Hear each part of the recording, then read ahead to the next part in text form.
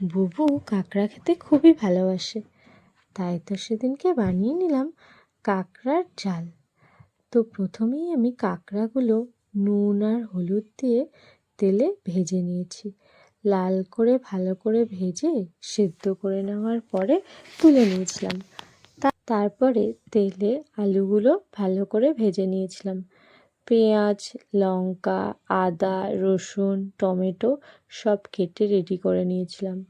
তারপর তেজপাতা, শুকনো লঙ্কা ফোড়ন দিয়ে তাতে একে একে পেঁয়াজ, আদা, রসুন, নুন, হলুদ, গোলমরিচ, ধনে জিরের গুঁড়ো একেবারে দিয়ে ভালো করে মশলাটাকে কষিয়ে নিয়েছি।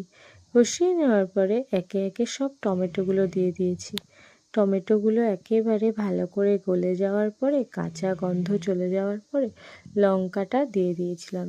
দিয়ে আস্তে আস্তে কাঁকড়া আর আলুটা সব দিয়ে দিয়েছি। দিয়ে দেওয়ার পরে আমি গরম করে জল দিয়েছিলাম।